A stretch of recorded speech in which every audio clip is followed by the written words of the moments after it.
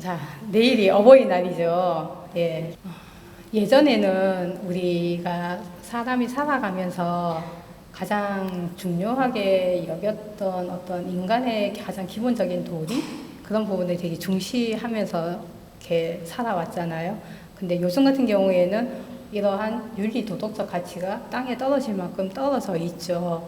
근데 그런 부분을 우리는 불교에서는 어떻게 해치고 나갈 것인가 라는 부분을 한 번 더 고민을 해보셔야 되는 거고, 그리고 또 그렇게 불자들께서 윤리 도덕적 가치, 특히 부모님에 대한 효 사상을 어떻게 받아들이면서 실천을 해야 되는가라는 부분을 한 번 더 고민을 해보셔야 되지 않을까라 생각하거든요. 아까도 말씀드린 것처럼 어린이날이라고 애들 데리고 놀러는 가지만 어버이날이라고 해서 부모님 모시고 놀러 가는 자녀들이 얼마나 있으실까요? 얼마나 있으실 것 같아요? 내 자녀들은 그렇게 한다. 어린이날, 어버이날 다 떠나서, 어버이날 때, 나를 데리고, 뭐 주변에 구경을 간다 하시는 자녀분들 계세요? 있으세요? 자녀들 참 훌륭하게 잘 키우셨네요. 네. 그래서 그렇게 생각을 해보면 요즘 같은 경우에는 워낙 자녀들이 귀하다 보니까 어떤 부모님에 대한 효 사상을 많이 교육을 시키지 않는 것 같다라는 생각을 하거든요. 그러다 보니까 내 자녀가 너무 귀하고 소중하고 그러다 보니까 우리는 그 자녀들한테 그냥 일반적인 부분, 예를 지키지 않아도 되는 부분, 그런 부분까지도 그냥 이렇게 무사통과로 해주고 있는 건 아닐까라는 생각을 하거든요. 그래서 일반적으로 우리는 그렇게 해서 이게 효 사상이 많이 이렇게 떨어져 있는데 그런 부분을 우리 불자님들께서 한 번 더 고민해 보실 수 있는 시간이 오늘은 그런 시간이 되셨으면 좋겠습니다. 한 분이 뭐예요? 한 분이 뭐예요? 1밀7근이에요. 한 알의 쌀에 7근의 근이 들어가 있다. 밑에 보면 쌀 한 톨에 7근의 시주의 은혜가 담겨 있다라는 것이에요. 이거는 우리가 쌀 한 톨을 수확을 하기 위해서 농부들의 어떤 노고, 수고로움, 그리고 우리 입에 쌀 한 톨이 들어가기까지의 모든 농부뿐만이 아니라 모든 과정을 거치는 사람들의 노고, 고마움, 수고로움을 감사해야 된다는 것을 느끼게 하는 부분이거든요. 절에서는 저희 같은 경우에도 처음에 입산을 하면 식당에서 일을 하잖아요. 식당에서 일을 하면 정말 쌀 한 톨 버리지 않아요. 이렇게 밥솥을 신도들한테 퍼주고 나서 밥솥이 내려오잖아요. 그러면 그 안에 밥풀이 되게 많이 남아있어요. 근데 그 밥풀을 다 씻어가지고 물로 헹궈서 그거를 우리 스님들이 먹거나 그렇게 하거든요. 그러다가 혹시라도 쌀을 씻거나 설거지를 할 때 이 밥알이 흘러나가잖아요. 그러면 그거조차도 우리 스님들은 주워서 먹는 그렇게 생활을 하고 있거든요. 지금도 그렇게 하고 있어요. 저희는. 그래서 이 쌀 한 톨이 얼마나 무거운 은혜가 들어있는가라는 부분을 한 번 더 고민을 해보시면 좋을 것 같아요. 쌀 한 톨이, 근데 쌀 한 톨에 7근의 시주자의 은혜가 담겨져 있다고 하잖아요. 근데 우리가 밥을 먹을 때 쌀 한 톨만 먹어요? 한 숟가락에 쌀 한 톨이 얼마나 될까요? 한 숟가락에 쌀이 몇 톨 정도 될까요? 아마 못해도 30톨 이상은 되지 않을까요? 그러면 그렇게 생각을 해봤을 때 밥 한 숟가락에 깃든 공덕은 어마어마하다는 것이에요. 그렇기 때문에 우리가 그 식당에서 공양을 하실 때도 쌀 한 톨뿐만이 아니라 쌀뿐만이 아니라 모든 야채, 음식에 대한 부분은 그만큼 소중히 여겨야 된다는 것이에요. 특히나 코로나가 터지고 나서는 어떤 이렇게 배달 음식 이런 부분이 많이 이렇게 성행하다 보니까 어떤 음식 버려지는 양도 엄청나게 많고 그렇잖아요. 그런 부분을 우리 불자들께서는 조금 더 한 번 더 이렇게 생각을 하셔가지고 이 음식이 얼마나 소중한 것인가라는 부분을 생각을 한번 하시면 좋을 것 같아요. 그리고 만약의 경우에 이 쌀 한 통이 이렇게 흘러서 하수구에 들어가잖아요. 그러면 제석천왕이 그 쌀이 다 썩어 없어질 때까지 눈물을 흘린다고 해요. 예. 근데 그러한 부분을 했던 그 사람은 얼마나 무한한 복을 받을 수 없겠죠, 당연히. 그렇게 생각을 하면 우리가 공양을 할 때는 정말로 내 몸, 허기진 배를 채우는 것이 아니라 내 몸의 건강을 유지하고 수행의 어떤 도구로 삼는다라는 그러한 의미를 가지고 가시면서 공양을 하실 때 그 음식의 소중함을 한 번 더 생각해 보시고, 그리고 이 음식이 오기까지의 어떤 감사한 사람들의 노고에 대한 은혜를 한 번 더 고민해 보실 수 있는 시간이 되셨으면 좋겠습니다. 한 방울의 물에도 천지의 은혜가 스며 있고 한 알의 곡식에도 만인의 노고가 담겨 있다라는 부분은 너무도 잘 아시는 부분인 거죠. 예. 한 근이 0.6kg라고 해요. 한 근이 0.6kg라고 하는데 7근이면 4.2kg죠. 쌀 한 통에 4.2kg의 은혜가 담겨 있다는 거예요. 그렇게 생각했을 때 우리는 이 정말 음식이 얼마큼 소중한 것인지 한 번 더 생각해 보실 수 있는 그러한 시간이 되셨으면 좋겠습니다. 자, 효 관련 용어들은 대단히 많아요. 근데 간단하게 하면 풍수지탄, 반포지효, 호천망그. 우리가 풍수지탄은 다 아시죠? 예, 그 옆에 수욕정의 풍부지, 예, 자욕, 양이, 침부대, 예. 나무는 보유하고자 하나 바람을 그치지 않고 자식은 부모님한테 공양하고자 하나 부모님을 기다려주지 않는다라는 의미예요. 부모님이 일찍 돌아가셔서 효도를 할 기회가 없음을 한탄하는 그러한 사자 용어인 거고요. 반포지효는 까마귀는 나중에 늙으면 까마귀가 늙으면 까마귀 새끼가 자라서 늙은 어미한테 음식을 다시 갖다 준다라고 해요. 그래서 까마귀를 어떤 효도의 상징새, 그래서 반포조라고도 한다고 하거든요. 그만큼 이 반포지효 까마귀 같은 경우도 그러한 부모님의 은혜, 하물며 동물까지도 이런 부모님의 은혜에 대해서 갚으려고 하는데 사람은 어떤 것 같아요? 사람은 어떻게 부모님의 은혜에 대해서 한 번 더 고민을 해봐야 되지 않을까. 예. 그리고 이 부모와 자식의 인연은 하늘이 맺어서 천륜이라고 하죠. 천륜이라고 하고, 그리고 부모님들은 자식들한테 하나는 사랑을 주는 것이고, 근데 자녀분들은 부모에 대한 그러한 사랑이 엄청나게 크고 깊고 넓다라는 것을 알지만, 어떻게 실천을 제대로 하고 있는가라는 부분을 한 번 더 생각을 해 보시면 좋을 것 같아요. 그리고 그 반포지효 같은 경우에는 자신을 키워준 부모가 늙었다고 해서 옛날 같은 경우는 고려장이나 이런 부분이 있었잖아요. 그래서 갖다 버리거나 그런 것이 있었는데 이렇게 늙었다고 해서 버리거나 등한시하지 않고 지극한 마음으로 효심을 다한다는 그런 의미가 있다는 것입니다. 자, 법망경에서 본 인간의 인연 같은 경우는 부모와 자식의 인연은 8천겁의 인연을 맺어야지만 올 수 있는, 부모와 자식의 인연으로 올 수 있는 인연이라는 것이에요. 8천겁, 엄청난 세월인 거죠. 한 겁의 세월이 우리가 생각할 수 없을 만큼 긴 세월인데 1000겁도 아니고 1겁도 아니고 8천겁을 맺어야지만, 인연이 있어야지만 부모와 자식의 인연을 맺을 수 있다는 것입니다.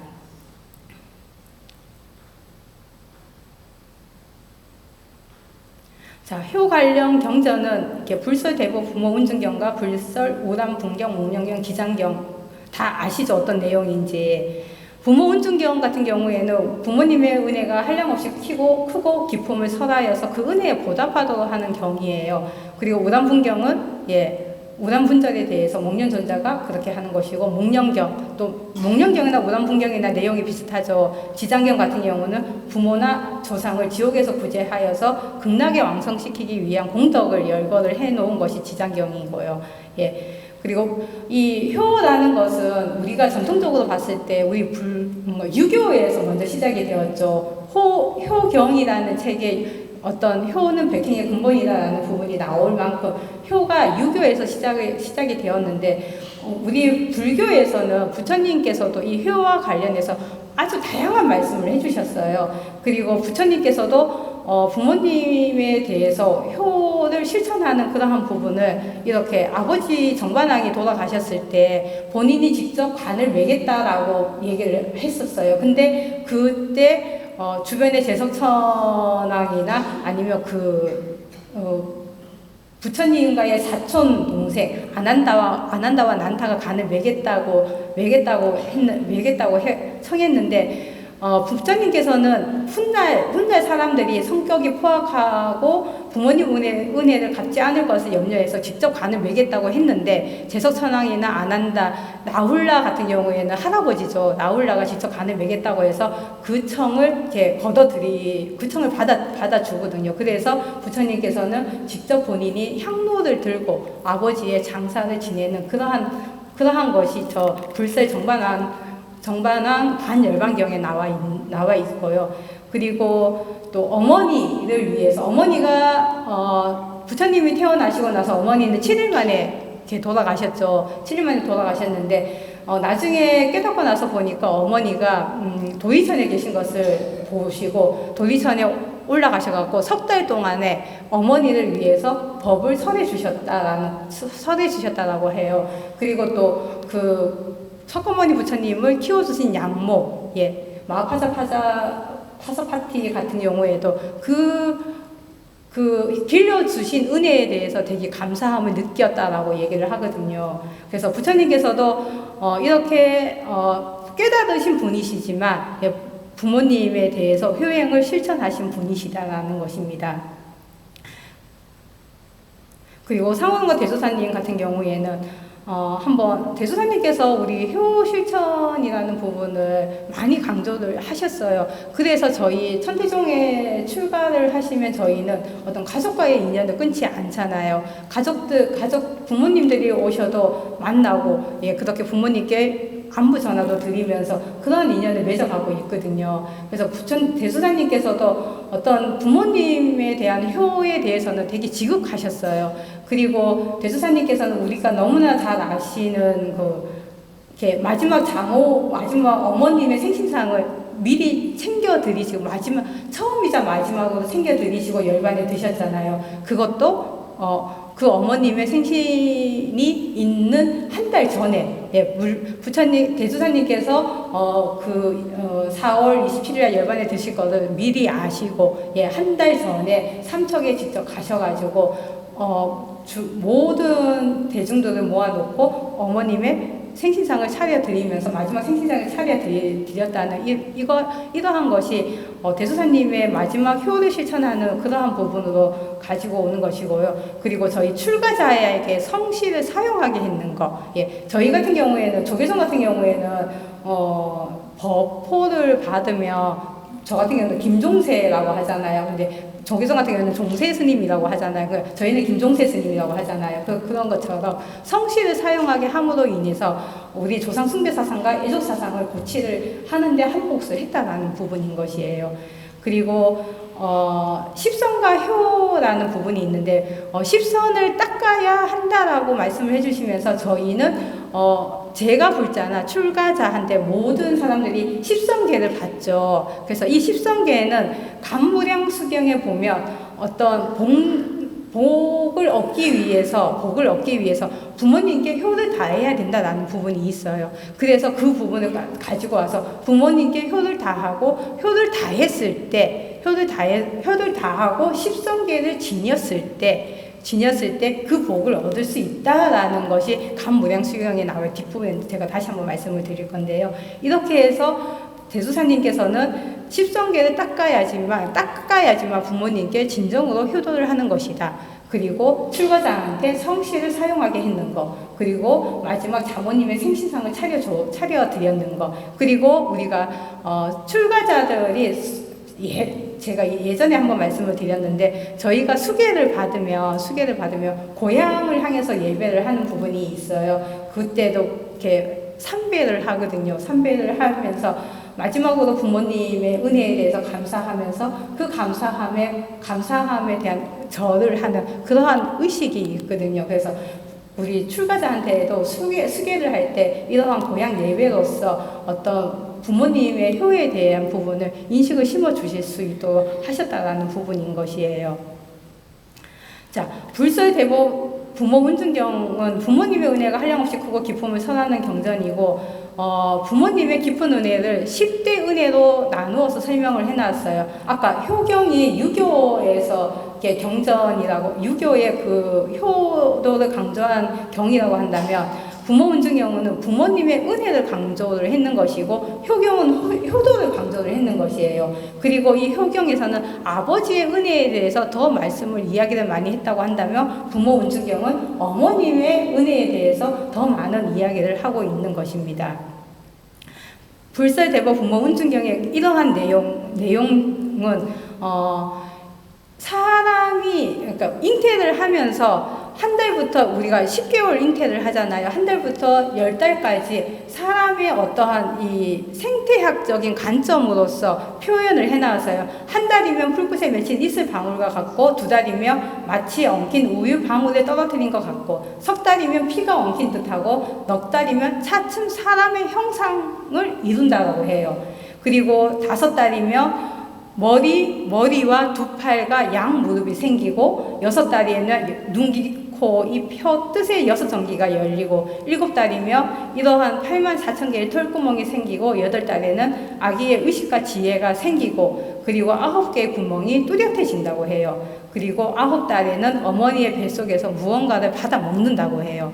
그리고 10달이면 그때서야 비로소 태어난다라고 이 부모 운중경에 이렇게 부처님께서는 설해놓고 계십니다.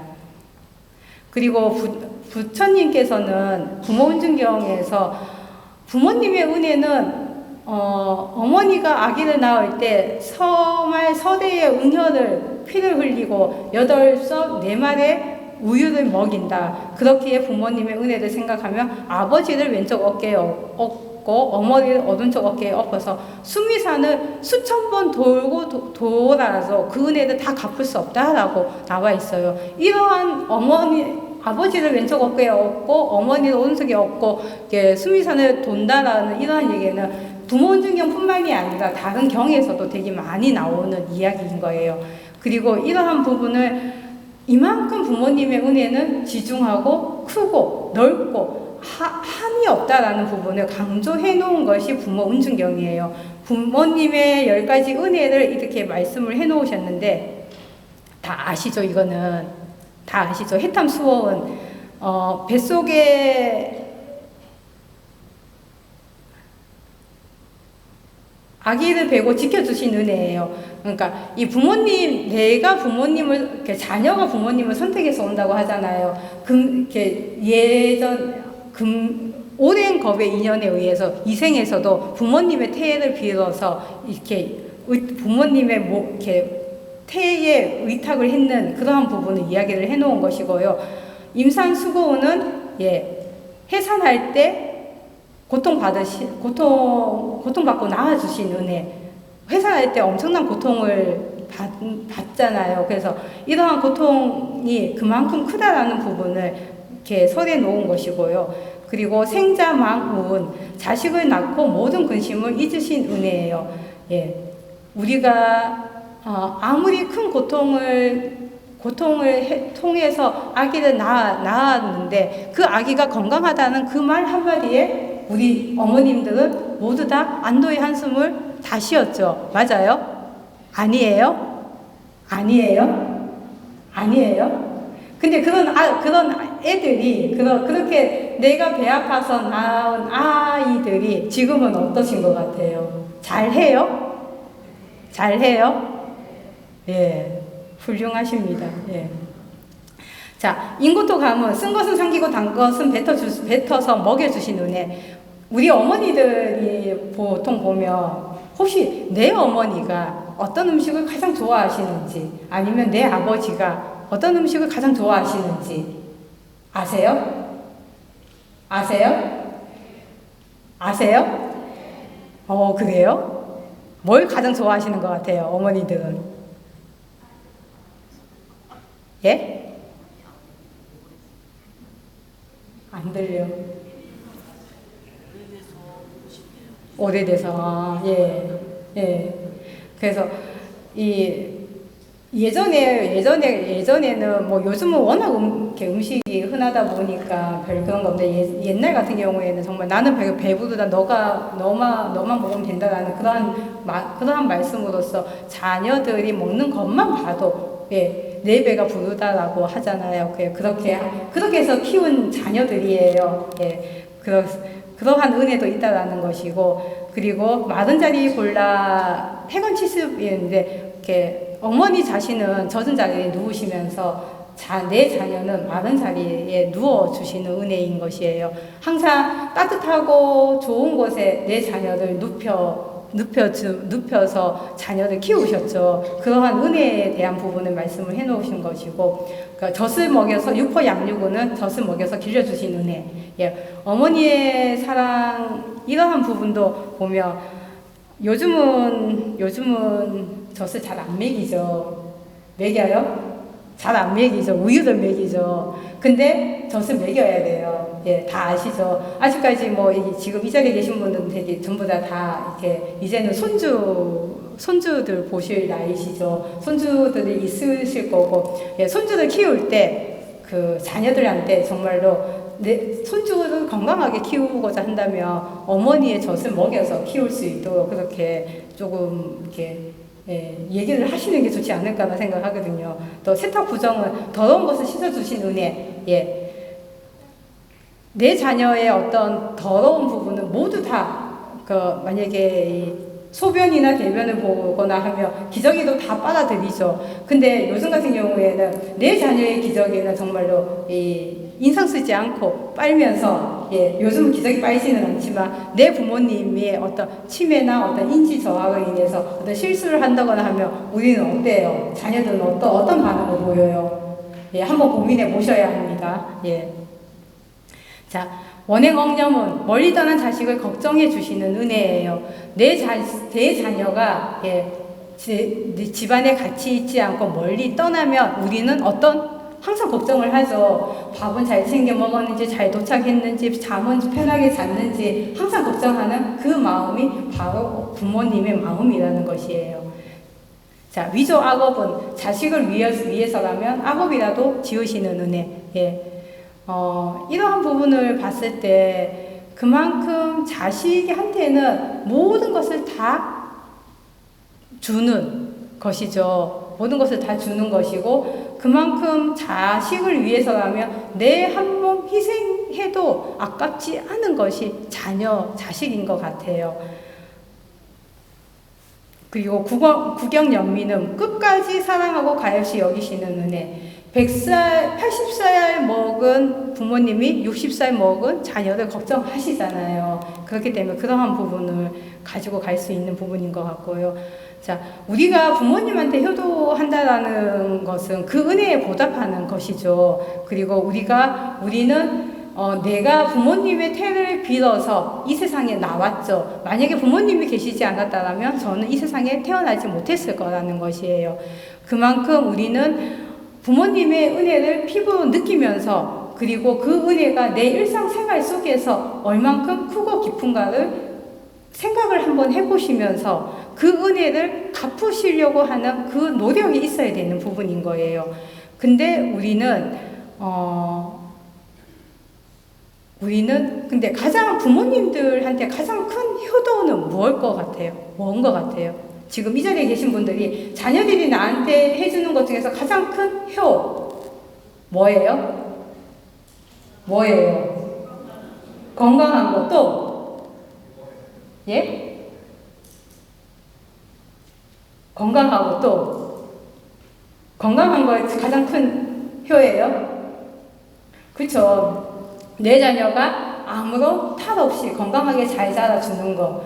그리고 내 마음을 가장 편안하게 해주는 것이 가장 큰 효죠. 어떤 물질적으로 많은 것을 해준다고 해서, 예, 그것이 물론 좋기는 하죠. 예, 안 주는 것보다 좋기는 하죠. 좋기는 하지만, 그래도 내 자녀가 나한테 해주는 효 중에서 가장 큰 것은 아마 내 마음을 편안하게 해주고 내 자녀가 잘 되면서 건강하게 잘 자라주는 것이 가장 큰 효가 아닐까라는 생각을 하거든요. 그리고 우리는 이러한 이 부모와 자식의 인연이 아까 몇 겁의 인연이 있어야지 된다고 했어요? 8,000겁, 7,000겁인가요?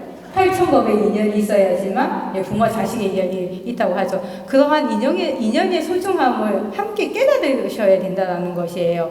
그리고 이러한 효 사상이 그리고 예로부터 목련 존자나 아까 상호동과 대조사님이나 부처님과 같은 이러한 부분이 부처님이 어떤 효 실천을 하는데 그 효가 그냥 어떤 특별한 사람의 어떤 행위로서만 끝나서는 되지 않는다라는 거예요. 불자로서 부처님께서 실천하신 효, 목련존자가 실천하신 효, 상호동과 대조사님께서 실천하신 그 효를 우리는 본받아서 나도 그러한 특별한 사람이 아닌 일반 사람들이 효를 실천할 수 있도록 하여야 되는 부분이 천대불자로서의 도리가 아닐까라 생각하거든요. 근데 그 효라는 거는 뒤에서 말씀드리겠지만 어떤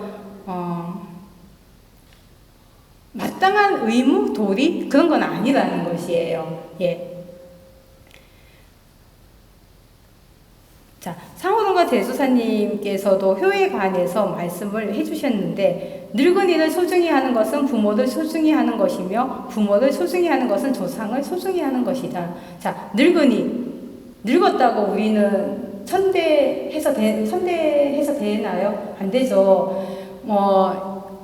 불처님 설화나 이야기에서도 많이 나오죠. 어떤 왕이 늙은 사람을 다 갖다 버리라고 하니까 정말로 효자인 사람은 자기 아버지를 갖다 버리지 못해서 지하에 굴을 파갖고 그 안에서 이렇게 모셨는데, 임금이 꿈속에 어떤 신선이 나타나서 퀴즈를 내죠. 퀴즈를 내가지고 뱀 2마리가 있는데 어떤 것이 암것이고 어떤 것이 수것인가를 어떻게 구별을 하는가라는 부분에 퀴즈를 냈을 때 아무도 대답을 못했는데 그 사람이 아버지한테 여쭤보니까 답을 가르쳐 주죠. 그렇게 해서 그 왕이 그러한 위기를 넘겼는 것처럼 나이가 들면 그만큼 그 경륜과 지혜가 쌓이기 때문에 그 지혜를 우리는 본받아야 되는 것이고 지금 이 자리에 계신 우리 불자님들께서는 그러한 지혜를 후 세대에 전수를 해서 후 세대 내 자녀나 아니면 그 밑에 세대들이 그러한 것을 잘 이끌어갈 수 있도록 잘 이끌어갈 수 있도록 그런 부분을 해줘야 된다는 부분인 거예요. 그리고 대조사님께서는 자기를 낳은 부모를 경시하거나 등한시하는 사람이 있다면 그 사람은 이미 마음 가운데 지옥을 갖고 있다고 할 것이다. 예. 자, 우리가 내 부모님이 마음에 들지 않고 내 부모님이 뭔가가 좀 부족하고 그렇게 한다고 할 때 불만과 불평이 생기죠. 간혹가다 한 번씩은. 근데 그렇게 해서는 안 된다는 것이에요. 내 부모님에 대한 어떤 불만과 불평은 전혀 가져서는 안 되는 거예요. 부모님께서 나에 대해서 그만큼 많은 애정과 사랑과 관심을 가져서 나를 이만큼 낳아주시고 키워주시 그 은혜를 생각을 한다면 부모님에 대한 그 은혜는 아무리 갚아도 끝이 없다. 다 할 길이 없다라는 것을 아신다고 한다면 부모님을 경시하거나 어떤 불만 불평을 가져서는 안 되는 부분인 거예요.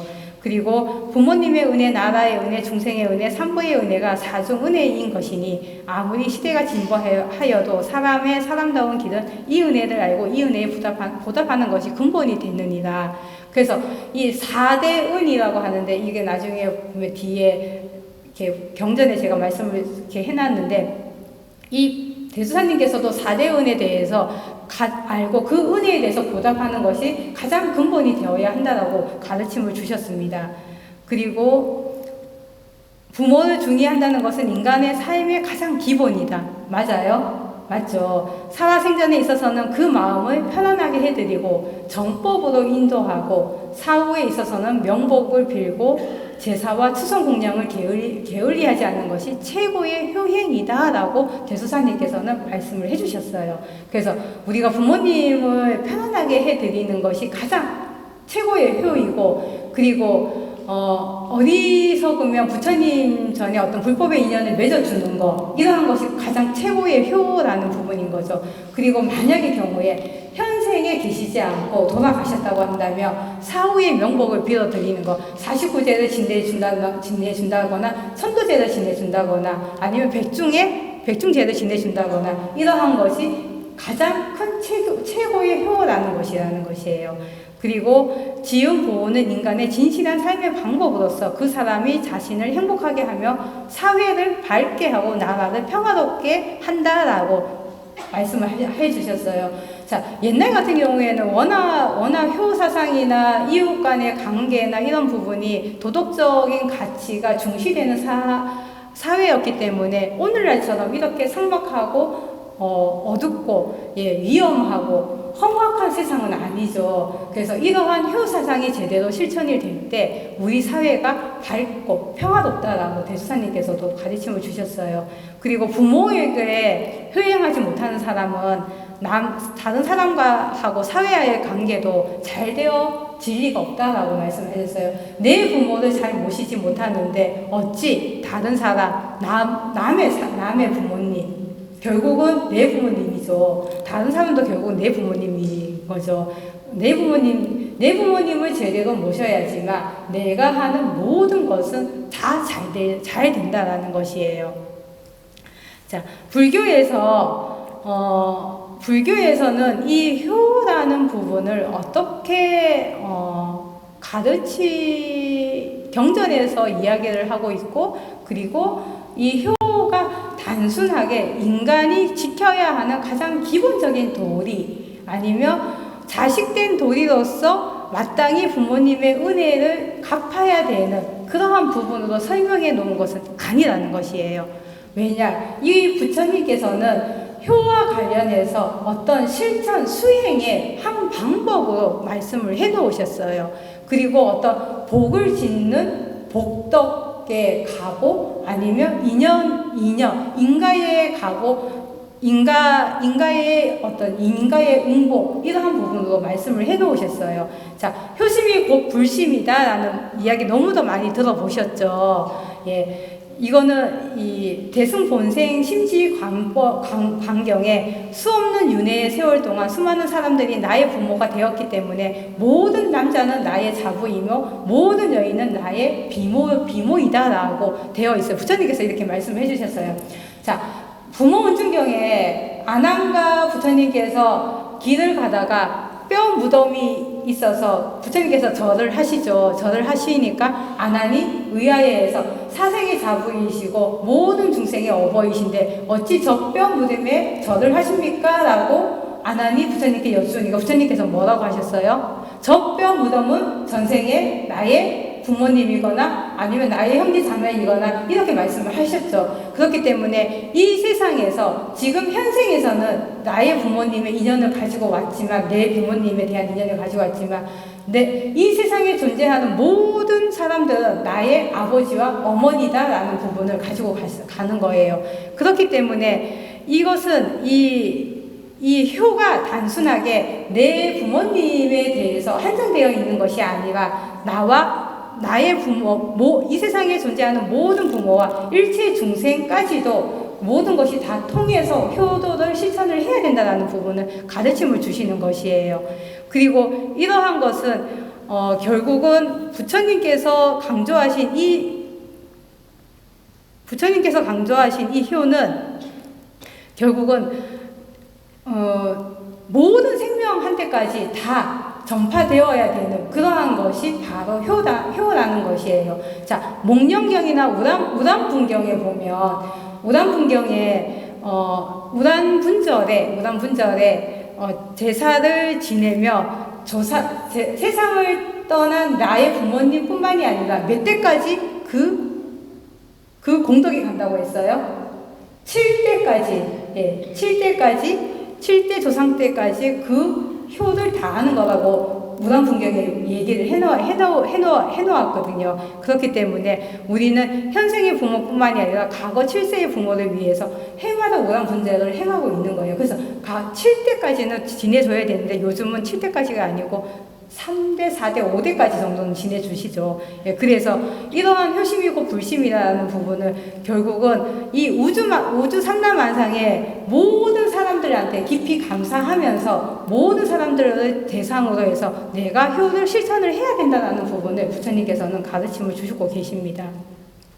자, 육방예경 들어보셨죠? 6가지 방향의 예를 올리는 것인데 이거는 신갈라라는 어떤 젊은 사람이 있었는데 아버지께서 돌아가시면서 이 신갈라라는 사람한테 유언을 남겼어요. 너는 매일 아침 목욕 재개를 해서 6방에다가 예를 올려라 라는 이렇게 이야기를 하셨어요. 그래서 근데 이 신갈라라는 이 젊은 사람은 아버지가 유언을 남겼기 때문에 그 유언에 따라서 6가지 동서남북 상하 위아래 하늘과 땅이라고 표현도 하거든요. 6방향에 예를 올리는데 그 예를 올리는 그 의미를 몰랐던 거예요. 그래서 부처님께서는 이 신갈라라는 사람한테 6방향에 대해서 그 예를 올리는 의미를 설명을 해주시는 설명을 해주셨거든요. 그래서 동쪽은 부모님에 대한 그 은혜에 대해서 예배하고 공경하는 것이고, 서쪽은 아내와 자식에 대해서 예배하고 공경하는 것이고, 남쪽은 스승에 대해서 예배하는 것이고, 북쪽은 자기의 도반에 대해서 예배를 하는 것이고,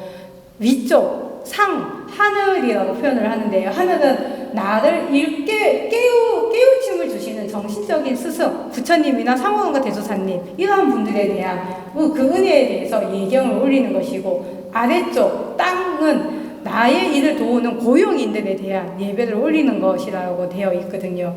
근데 이러한 육방예경은 어떤 의미가 있냐면, 이 경전에서는 부모님에 대한 예배와 공경에 대한 부분을 예를 든다고 한다면, 단지 자식된 도리로서 부모님한테 어떤 효도를 다해야 된다라는 부분만 말씀을 해놓으신 것이 아니라, 부모된 도리로서 자식한테 어떻게 해야 되는 것인가 라는 부분까지도 설명을 해놓으셨어요.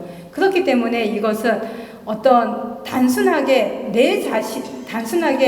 어떤 쌍방의 의미인 것이죠. 내가 잘해야지만 타인도 잘하는 어떤 인과의 관계인 것이에요. 내가 인이라는 것을 해주니까 과라는 부분이 온다라는 부분을 함께 얘기를 해주고 있는 부분인 것이거든요. 그리고 아내와 자식에 대한 예배 같은 경우에는 경전에서는 아내한테 마음으로서 존경해야 되고 타인 앞에서 경멸하지 말아야 할 것이며, 난잡한 행동을 해서는 안 되고, 가사를 처리할 수 있는 권한을 주어야 하고, 몸을 아름답게 할 수 있는 장신구를 사주는 등 5가지 의무를 이야기를 하고 있어요. 우리 처사님들 집에 가셔갖고 보살님들한테 몸을 아름답게 할 수 있는 장신구를 사주는 등 이러한 내용이 있어요. 사드려야 합니다. 예. 물론 아내도 이렇게 남편한테 행해야 되는 그러한 의무 도리가 설해져 있기는 해요. 예. 그래서 이것은 결국은 상대방한테 예배하는 의미를 담고 있고, 철저하게 각자 자신들의 의무를 행해야 된다는 부분을 강조하고 있는 것이에요.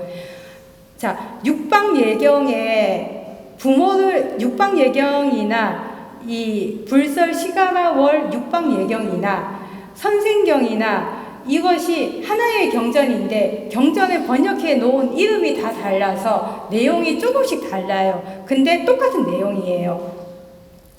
자, 조금 쉽게 이야기를 하면, 부모를 위해서 5가지 생각하는 가르침, 이거는 자녀들이 해야 되는 부분인 거예요. 살림살이를 할 생각을 하는 것이고, 둘째는 일찍 일어나서 화인들을 지시하여 제때에 식사를 하게 하는 것이고, 셋째는 부모님에게 걱정을 끼쳐드리지 않는 것이고, 넷째는 언제나 부모의 큰 은혜를 잊지 않는 것이고, 다섯째, 부모님이 병환이 나며 의사를 불려서 치료를 해드리는 것이 자식된 도리로서 부모님께 해야 되는 것이라는 것이에요.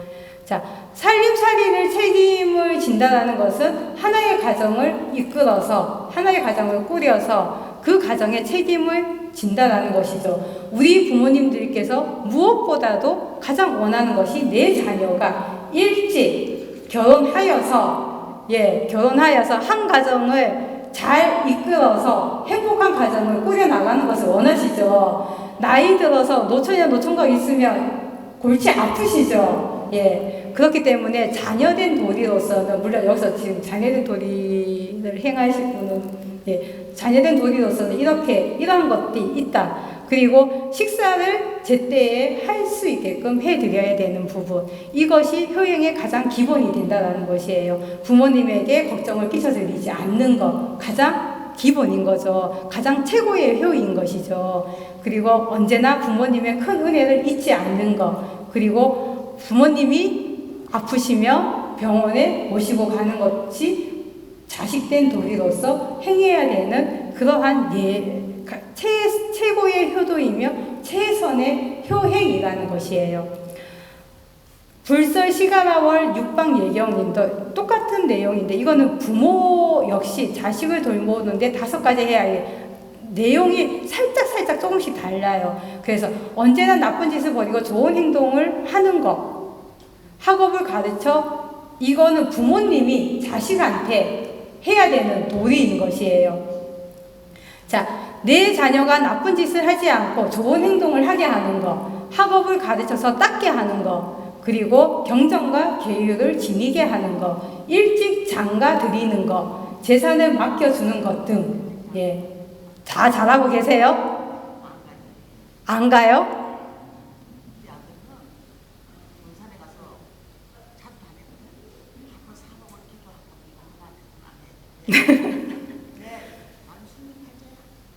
그러면 빨리 출가를 하라고 하세요. 빨리 출가를 하라고 하세요. 대수사님께서도 출가를 하거나 결혼을 하거나 해서, 결혼을 해도 자녀 셋을 낳아야지만 이 생에서 한 몫을 한다고 하셨어요. 그렇기 때문에 자녀를 빨리 출가를 시키는 것이 부모님의 도리인 것이에요. 자,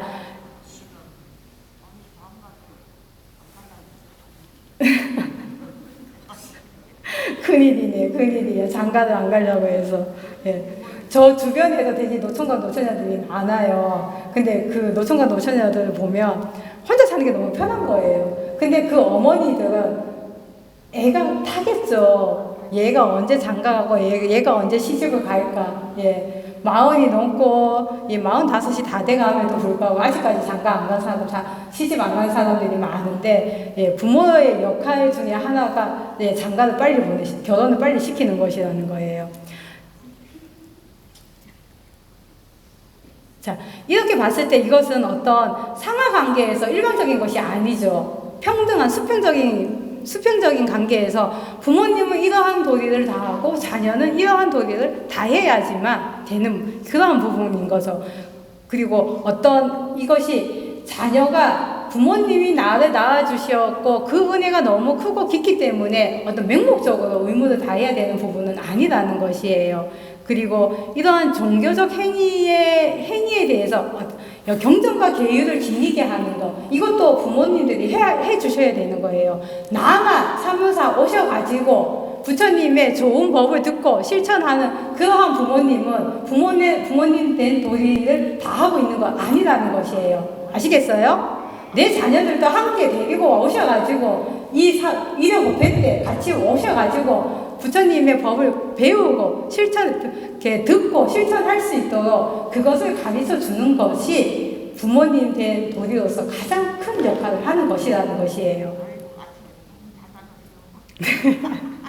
또 어떤 자녀분들은 끝까지 태워다 주고 그냥 인사도 안 하고 그냥 쑥 가시잖아요. 그렇게 하지 말라는 것이에요. 그래도 이 법당까지 올라오셔가지고 부처님 전에 참배는 하고 가셔야 되지 않을까. 자, 자, 선생님도 똑같은 이야기인 거예요. 똑같은 이야기인데 내용이 조금씩 달라가지고 이렇게 자식된 도리로서 받들어 모시기에 부족함이 없어야 되고 할 일이 있으면 먼저 부모님한테 알려야 되는 거고 부모가 하는 일에 순종하여 거스르지 말아야 되는 것이고 부모의 바른 말씀을 감히 어기지 않아야 되는 것이고 부모가 하는 바른 직업을 이어야 한다. 자, 부모의 바른 말씀을 감히 어기지 않는다. 쉬워요? 아니죠. 특히 사춘기 때 되면 엄청 반항아가 크죠. 그렇기 때문에 하지만 나중에 커서 생각해보면 부모님께서 해주신 그러한 모든 말씀은 다 맞는 말씀이시죠. 결국은 내 자신을 위해서 내 자녀들이 잘 되기 위해서 그런 이야기를 해주는데 반여 입장에서는 그것이 간섭이고, 간섭이라는 생각 때문에, 엄청나게 반항적인 행동을 한다라는 거. 하지만 자식된 도리로서 부모님의 그러한 마음을 헤아려서 받아들이는 것 또한 자식된 도리라는 것이에요. 그리고 부모님 또한 아까 말씀드린 것처럼 이러한 거, 똑같은 비슷한 이야기인 거죠. 그리고 대승본생 심지광경에 아까 4대은 얘기했잖아요. 부모님의 은혜, 중생의 은혜, 국가의 은혜, 삼보의 은혜에 대해서 이 은혜에 대해서 설해 놓은 것이 이 대승본생 심지광경이에요. 그리고 이 보온품에는 부모님의 은혜와 이 4대 은혜에 대해서 은혜를 갚아야 된다라는 부분을 얘기를 해놓은 것이고요. 그냥 쭉 넘어갈게요. 그리고 이것은 이렇게 만일 남녀 간의 은혜를 배반하고 따르지 않아서 그 부모가 원망하는 마음을 내게 하여 어머니가 악한 말을 내뱉으면 아들은 곧 그 말에 따라서 혹은 지옥 악의 축생에 떨어지게 되느니라 라고 되어 있어요. 어머님의 말씀이 얼만큼 귀하고 중요한 것인가를 느끼게 해주는 것이죠. 그래서 내 자녀가 아무리 믿고 싫고 보기 싫어도 좋은 말로 하셔야 되는 거예요. 좋은 말을 해 주셔야지만 그 자녀가 잘 되는 부분이라는 것이에요. 그리고 이것은 이 복과 즐거움이 다함이 없을 것이다. 그래서 이 부모님께 효도하는 사람은 존귀한 사람의 종류다라고 얘기를 하셨어요. 그리고 부모님의 은혜가 얼만큼 크고 지대한가라는 것을 설명해 주고 있지만, 그리고 이것이 무한한 복덕이 된다라는 부분을 설해 놓고 있는 부분이라는 것이에요. 이것이 부모님께 효도를 하는 것이 결국은 내 부모님을 위해서 효행을 하는 것이지만 그것이 내 자신을 위한 것이기도 하다라는 것이에요. 그만큼 큰 복덕이 된다라는 것이에요. 그래서 천신의 복과 즐거움이 다음이 없을 것이다. 그러니까 결국은 큰 복과 큰 즐거움을 누릴 수 있게 하는 것이 부모님에 대한 효를 실천하는 것이라는 것이에요. 그리고 밑에 내용은 어머님의 은혜를 갖기 위해서 1급을 지나는 동안에 매일 본인의 살점을 떼어서 끼니 때마다 그것을 공양을 올려드려도 그 부모님의 크신 은혜는 다 갚지 못한다라고 부처님께서는 여기에서 이렇게 말씀을 해주고 계십니다. 그리고 이것은 부모님께 효도를 하는 것은 마지막에 보면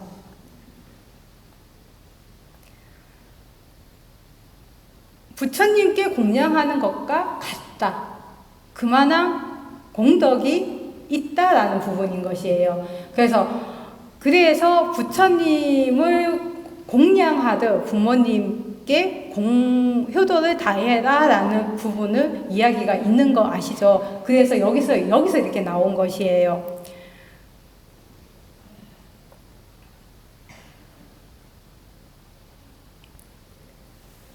그리고 오분율경에는 아까 말씀드린 것처럼 아버지를 왼쪽 어깨에 업고 어머니를 오른쪽 어깨에 업고 아무리 대소변을 보게 하고 세상에서 가장 귀한 옷과 온갖 음식을 공양하더라도 그 조그마한 은혜도 갚을 수 없다라는 부분을 이야기를 해놓고 있습니다.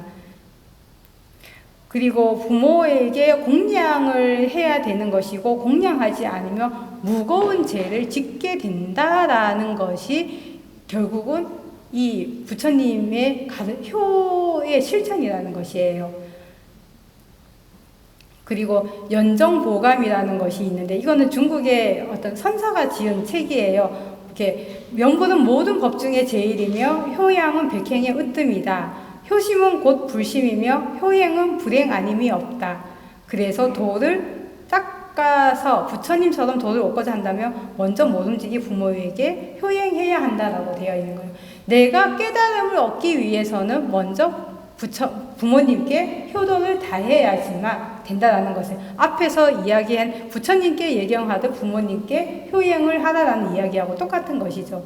자, 감무량 수경에는 이 중생들이 이렇게 극락왕생에 왕생하고자 할 때 세 가지 복을 닦아야 한다고 되어 있어요. 근데 그 첫 번째가 부모님을 효양하고 스승을 받들어 모시며 자비로운 마음으로 살생을 하지 않고 10가지 착한 업을 닦아라 라고 되어 있어요. 자, 첫 번째가 부모님께 효도를 하는 것이에요. 그리고 스승을 받들어서 자비로운 마음으로 살생을 하지 않고 10가지 착한 업, 이것이 아까 대수사님께서 저희한테 계를 주시는 십성계죠. 10가지 착한 업을 닦았을 때 우리는 그 복을 얻을 수 있다라는 부분인 것이에요. 자, 부모님의 사랑이 부모님이 자식에 대한 사랑이 어떤 전제가 있나요? 전혀 전제가 없죠. 그런 전제가 없음에도 불구하고 부모님에 대한 자식의 효행은 어떤 대가를 바라는 행위는 아닌 것이죠, 우리가. 그냥 무조건적으로 베푸는 정말로 그 진정한 보시로서 행하는 그러한 것이잖아요. 근데 이러한 부모님에 대한 효도가 아무리 옳다고 해도 이 자녀들이 부모님의 은혜에 보답하는 것에는 한계가 있을까요? 한계가 있겠죠. 근데 그 한계가 있기 때문에 그 한계를 넘어서서 어떤 한계를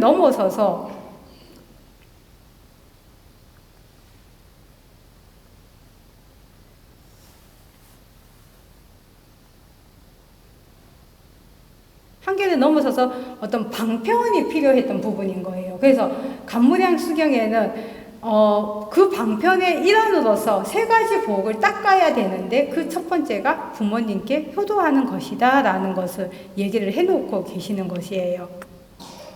그래서 결국은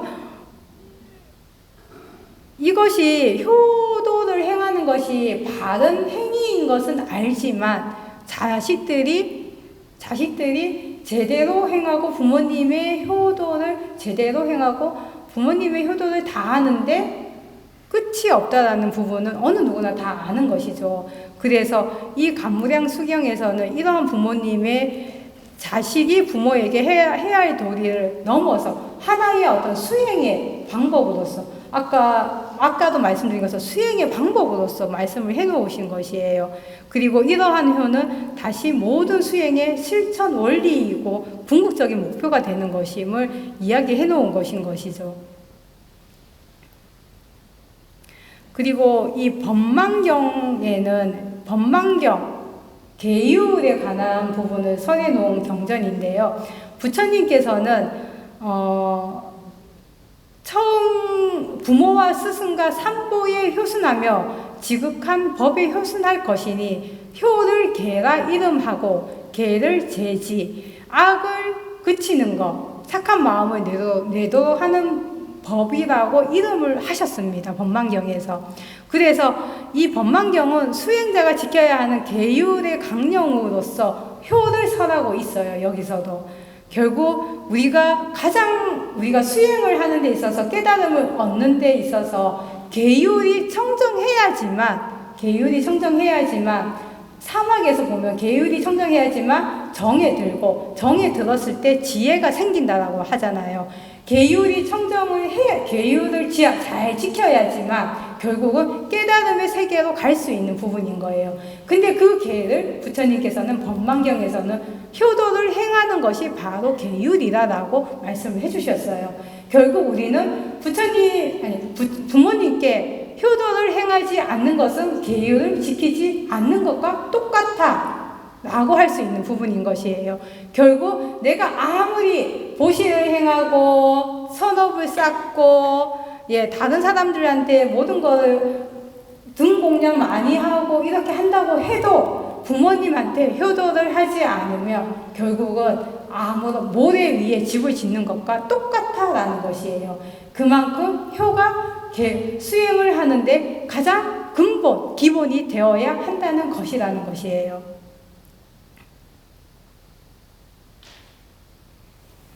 그리고 우리는 우리가 계율을 지키는 것은 부처님의 제자로서, 대주사님의 제자로서, 대주사님께서는 이런 것을 하지 마라. 십선계를 이렇게 말씀해 주시면서 계율을 지켜라라고 말씀해 주셨잖아요. 십선계를 지킴으로 인해서 우리는 효를 행하는 거하고 똑같은 것이죠.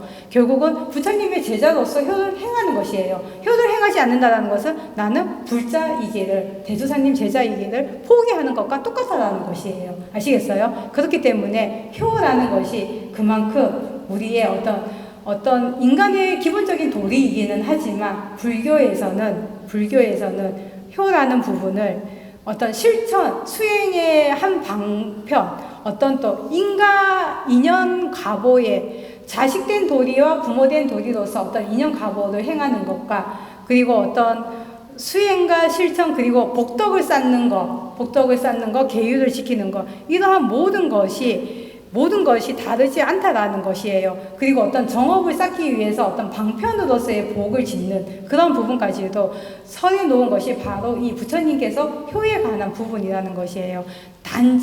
단순하게 효가 어떤 인간이 부모님이 저를 낳아주시고 길러주셨기 때문에 그 은혜가 너무나 크고 깊은 그러한 부분으로 가져가는 것이 아니라 내가 수행을 하는 데 있어서 하나의 계율을 지키고 복을 쌓고 인과응보의 그러한 각오를 받는 하나의 실천 수행 방법으로서의 효도를 행하는 것이라는 것을 한 번 더 명심하시면서 우리 불자님들께서는 내가 정말로 진정한 부처님의 제자, 상호동과 대소사님의 가르침을 받는 제자라고 한다면 부처님께 효를 행하는 것 그리고 그 효를 행함에 있어서 부모가 자식들한테 행하는 도리, 또 자식이 부모한테 행하는 도리를 한 번 더 생각해 보시면서 그러한 효를 행할 수 있는 천태 불자님들이 되시기를 바라면서 오늘 본문 여기서 마치겠습니다. 네, 감사합니다.